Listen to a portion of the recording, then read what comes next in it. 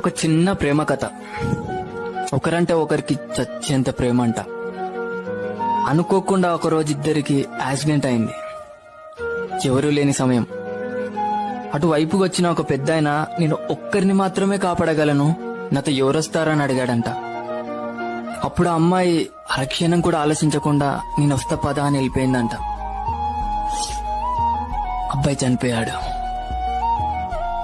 పైకెళ్లి దేవుడితో దీనంగా ఇలా అడిగాడంట, ఒకరంటే ఒకరికి చచ్చేంత ప్రేమ నా గురించి అరక్షణం ఆలోచించకుండా అలా ఎలా వెళ్ళిపోయింది అని అడిగాడంట.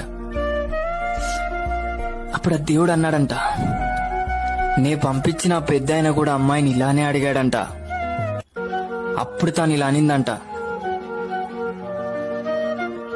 నేను చనిపోతే వాడు జీవితాంతం ఏడుస్తూ నరకం చూస్తాడు, నాకది తెలుసు.